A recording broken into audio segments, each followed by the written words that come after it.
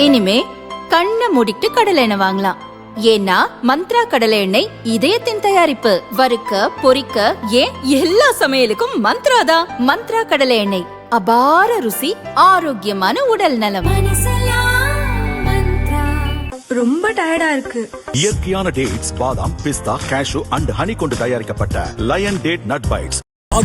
இந்த சமையலும் ருசி தேடும் ரகசியம். 20 ரூபாய். மதுரையில் பார்த்தீங்கன்னாக்கா மகாராஷ்டிரா முதலமைச்சர் பிரச்சாரம் பண்ணும்போது மெட்ரோ லைன் வேணும் அப்படின்னாக்கா நீங்க பாஜக கூட்டத்தில் ஓட்டு பண்ணும்போது மரக்கல் தொழில பேசியிருக்கு. அதை பற்றி என்ன சொல்றீங்க?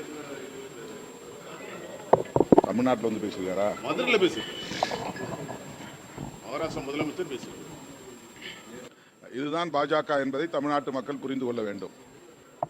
இதுபோல தேர்தல் களத்தில் கூட உருட்டல் மிரட்டல் அல்லது ஒரு பிளாக்மெயில் என்கிற அணுகுமுறையை பாஜகவினர் கையாண்டு வருகிறார்கள். அவர்கள் வட இந்திய மாநிலங்களில் எப்படி சாதியின் பெயரால் மதத்தின் பெயரால் மக்களை பிளவுபடுத்தி அரசியல் ஆதாயம் தேடுகிறார்களோ அதைப் போல இங்கேயும் கைவரிசை காட்ட பார்க்கிறார்கள். அவர்களின் எந்த சதி முயற்சியும் இங்கே வெற்றி பெறாது.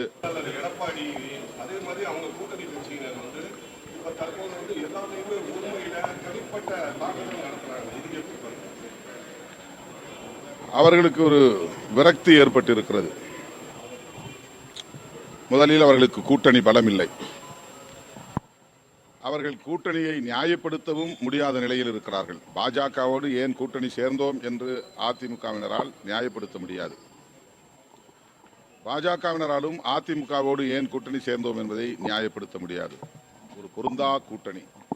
கொள்கை அடிப்படையில் முரண்பட்டு நிற்கிற அவர்கள் வெறும் தேர்தல் ஆதாயத்திற்காக தவிர்க்க முடியாத கட்டாயத்தின் பேரில் அவர்கள் இணைந்திருக்கிறார்கள்.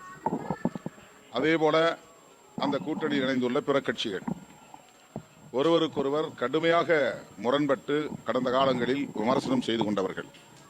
அப்படி முரண்பட்டவர்கள் தேர்தலுக்காக மட்டுமே தற்காலிகமாக இணைந்திருக்கிறார்கள். எனவே அவர்களின் கூட்டணியை கூட அவர்களால் நியாயப்படுத்த முடியாது. அந்த விரக்தியில் திமுக தலைமையிலான மதசார்பற்ற முற்போக்கு கூட்டணியை தனிநபர் விமர்சனங்களாக மாற்றியிருக்கிறார்கள். நாகரிக வரம்புகளை மீறிய அவதூறுகளை பரப்புகிறார்கள். பிரச்சாரத்துக்கு தொடர்ந்து அனுமதி மறுக்கிறதுக்கு திமுக தான் அவங்க கூட்டணி தான் காரணம் அப்படின்னு செங்கோட்டையன் விஜய் முன்னாடி இப்போ செங்கோட்டையன் சொல்லியிருக்காரு. இன்னைக்கு திருநெல்வேலியில் பிரச்சாரம் பண்றாங்க. நேற்று சொல்லியிருக்காரு. தற்போது பரப்புரைகளுக்கு அனுமதி வழங்குகிற அதிகாரம் தேர்தல் ஆணையத்திற்கு மட்டுமே உண்டு. தமிழ்நாட்டு அதிகாரிகள் இருக்கலாம் அந்த இடங்களில். ஆனால் தேர்தல் ஆணையம் அவர்களை வழிநடத்துகிறது. எனவே விஜய் அவர்களுக்கு பரப்புரை செய்வதற்கு காவல்துறை அனுமதி மறுக்கிறது என்றால் அதற்கு திமுக அரசு அல்லது திமுக தலைமையில் உள்ள அந்த அமைச்சரவையில் உள்ள அமைச்சர்கள் அல்லது திமுக பொறுப்பாளர்கள் யாரும் காரணமாக இருக்க முடியாது.